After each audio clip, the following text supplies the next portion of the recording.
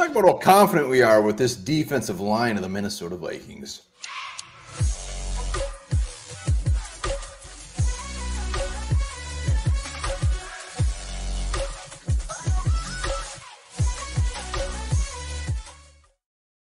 All right, welcome back to the Onebar and Lupagus show. I'm Onebar with a very thirsty Lupagus, and we're getting through all the positions. We're doing our confidence level. We're giving it a grade at the end. Comments, let us know what your grade is. Let's do defensive line. I'm scared.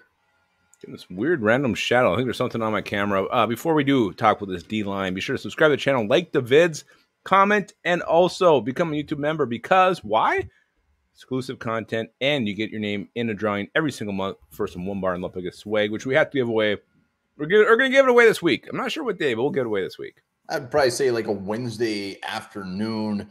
But let's talk defensive line. We're gonna talk about it. We're gonna see how confident we are, and then, like I said, we're gonna give it an overall grade, and would love to see the comments. So let's start off with the depth chart right now. How it shows our starting defensive line is Dean Lowry, our wonderful free agent from Green Bay, Mr. Tonga, the great story Tonga.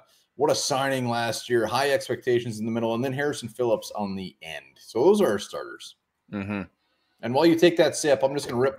Atamueo, Roy, and Bullard are back there. We got Ross Blacklock, Sheldon Day, James Lynch, and Calvin Avery, TJ Smith. So it gets a lot of names that nobody knows who they are real quick. So here's the thing with the defensive line of Minnesota Vikings. And I've said this before, but there's no star player here. There's no Pro Bowl player. There's some good players, but there's no star power here from top to bottom that's lacking that element. Yeah, I mean, Dean Lowry is a heavy scoop of vanilla ice cream. He's good. He's not going to be great. He's probably not going to be horrible, but he's just good. Tonga, the way I look at it, hey, is a good story. Let's see if he can back up what he did last year. If he can come in and do what he did last year, stuff the run, and just be fine, I would be happy with it. And then Harrison Phillips was the guy we signed from Buffalo that we brought in the second or his second contract. A guy that maybe we looked at as a guy that could explode and we get a great bargain for. He's been good. He hasn't been great. Yeah, he had good games. He had bad games. He was up and down all year long. So, again, there's no elite talent here. I don't know if there's even any above average talent. I mean, like, Phillips is okay. Laurie's okay. Tonga's an up-and-coming player. So you're looking at really a star here, and it's not there. It's a very dimly lit group of players, and I'll be curious to see how much Brian Flores can help these guys out and what he can do for them. Yeah, I mean, we got Atamueo, the fifth rounder from last year. We got Roy, the fifth rounder from this year. You know, in a perfect world, one of these guys popped this year, and he's a surprise player. I'm not banking on it. It's just wishful thinking. My hope is that Flores' defense is basically the defensive line. You don't have to be great. You don't even have to be that good. Just don't suck. And I'm going to have the linebackers and all the shit we're throwing at the opposing offenses do the rest of the work. That's my hope. Because if we're banking on this defensive line to be a big part of this defense, I'm scared. Yeah, and, you know, we've kind of haven't been overly nice to the defensive line so far in this vid, but there is upside here. Kyrie's Tonga, a lot of upside still. He could even take the next step, provide some interior pressure, be the run stuffer, be both. Be that guy. Phillips could finally have the year where he's the man. Again, is he going to kick out to end or is he going to go back to nose? We'll see what the Vikings decide to do there. Are they going to keep rotating? Is it really going to matter how these guys are labeled when it comes to how Flores actually uses them?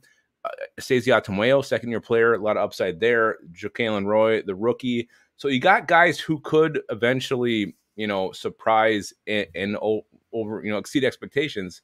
But there are some turds here, too, on the depth chart. Ross Blacklock, Sheldon Day, James Lynch. I mean, you continue to hate Ross Blacklock more than anybody in the world.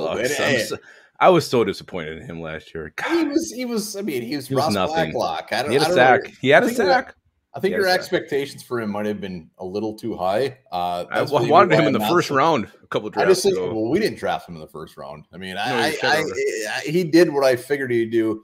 And the other thing to keep in mind is we keep just honing in on this 3-4. Flores is going to run a shit ton of 4-3.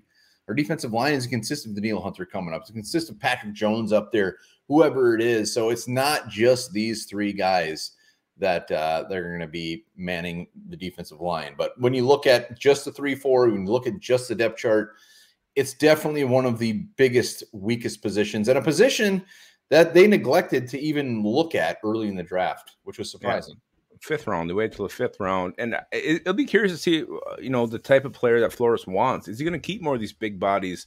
Like an undrafted Kelvin Avery, a Jalen Roy, a Karius Tonga, Harrison Phillips. You can keep 4 of those big men who can eat space, maybe provide some interior pressure. Is he going to want more athletic players like Anastasiou Tomayo?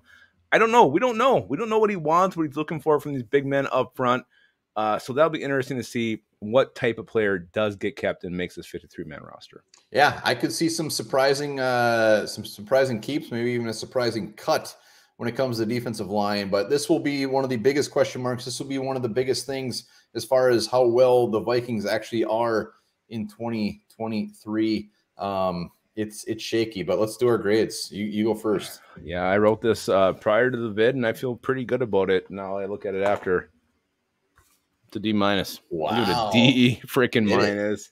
I didn't do an F because I think, Phillips is solid. Tonga looks like he could be solid. Lowry's solid, but there's just so many question marks, and there's no top-end talent here, and it's the depth chart from top to bottom is a little bit suspect. Yeah, here, best case scenario, Phillips breaks out. It's his defensive line. He actually breaks out. Tonga proves that he's a damn good player, maybe even gets a little bit better. And then a Dean Lowry is just the same old Dean Lowry. And even if that were all to happen, this is still like a B.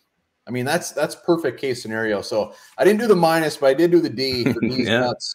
F's a little harsh. It's not an F. It's a D. And I hope we're proven wrong. I hope they end up lighting it up. But just on paper, D, D, D, D. Maybe even you're right. It's probably a D minus, but I was nice. You were nice. And so let us know what your grade is for the Vikings defensive line. Also, your confidence level. If you want to, instead of doing a grade, give us a percentage, your confidence in them. That's fine, too. We'll take whatever we can get. And maybe your comment will be on our next top comment video coming up here. But remember this, too. Onebar, this one's for you. Ooh. Yellow teeth are stronger. The natural color of our teeth is a light yellow color. Whitening your teeth can permanently weaken them. I don't have yellow teeth. Yes, you do.